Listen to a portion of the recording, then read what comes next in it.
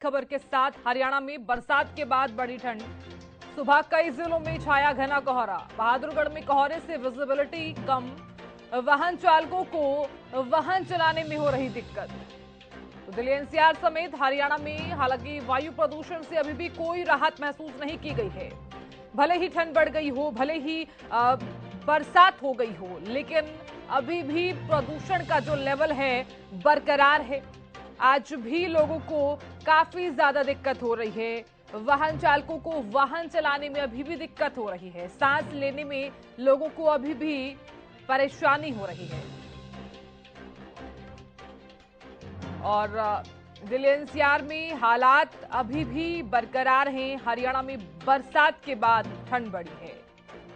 तो सुबह कई जिलों में घना कोहरा छाया। बहादुरगढ़ में कोहरे से विजिबिलिटी काफी कम, वाहन चालकों को वाहन चलाने में हो रही दिक्कत।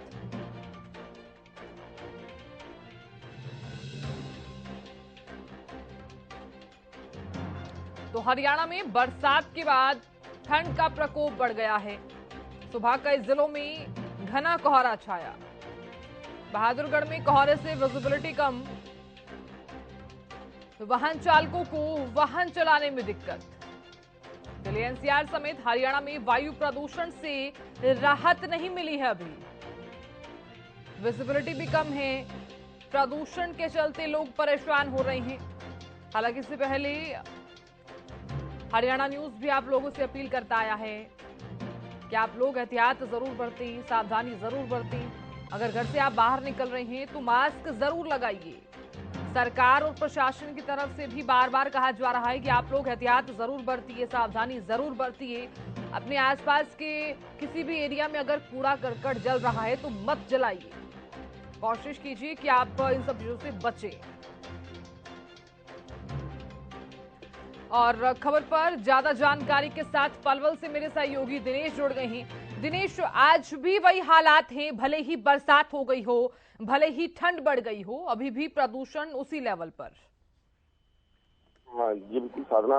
भले ही प्रदेश के कई जगहों पर हल्की बूंदाबांदी हुई हो और कहीं पर नहीं हुई है, लेकिन प्रदूषण बिल्कुल ज्यों की त्यों है। पिछले 5-7 दिन पहले जिस तरह से 2 दिन हल्की बारिश हुई, फिर आज बारिश हुई, तो कहीं न कहीं जो है ये अनुमान लगाए जा रहे थे कि जो है बारिश के होने की वजह से प्रदूषण में कमी आएगी। लेकिन एयर क्वालिटी इंडेक्स जो कि जो है दिवाली के बाद लगातार प्रदूषण छाया हुआ है। हालांकि ये कहा जाता था कि भाई जो है किसान जब पराली जलाते हैं तो प्रदूषण होता है, दिवाली पर पटाखे चलते हैं तो प्रदूषण होता है, लेकिन अभी भी ना तो कोई जिस तरह से दिवाली जा चुकी है, 15 दिन के लगभग करीब हो चुके हैं, लेकिन अभी भी प्रदूषण है। हालांकि मौसम ने करवट जरूर ली है, हल्की बूंदाबांदी से ठंड जरूर बनी है, लेकिन सबसे बड़ी बात है कि प्रदूषण अभी भी है।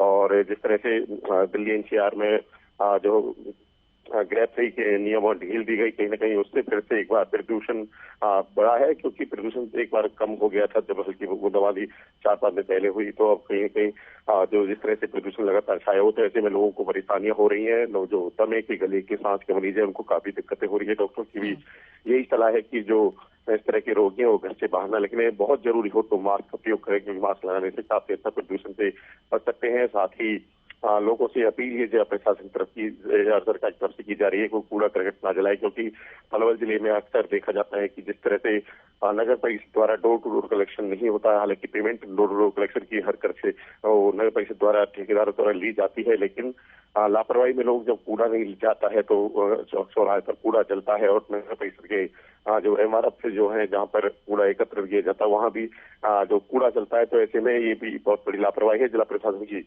अपील है कि कूड़ा ना जलाएं और ऐसे लोगों के खिलाफ कार्रवाई करने की भी हिदायत नगर परिषद को दी गई है। लेकिन जिस तरह से अनुमान ही मौसम विभाग लगा रहा था कि हल्की बूंदाबांदी होगी तो कहीं ना कहीं जो प्रदूषण कम होगा, लेकिन प्रदूषण अभी भी जो कि जो है दिल्ली में कल भी 400 के करीब एयर क्वालिटी इंडेक्स थी, और अभी भी दिल्ली एनसीआर में जो है 350 के करीब एयर क्वालिटी इंडेक्स है। पलवल में भी 150 के करीब एयर क्वालिटी इंडेक्स है। कल 135 के करीब एयर क्वालिटी इंडेक्स थी। तो ऐसे में कहीं ना कहीं लगातार प्रदूषण छाया हुआ, जो कि काफी चिंता का विषय है। जी चलिए, बहुत शुक्रिया दिनेश जानकारी देने के लिए। तो देखिए अभी भी प्रदूषण जो है वो बढ़ता हुआ नजर आ रहा है और ऐसे में बरसात जरूर हुई है, ठंड भी बढ़ गई है, लेकिन अभी भी आपको एहतियात बरतना होगा, सावधानियां बरतनी होगी।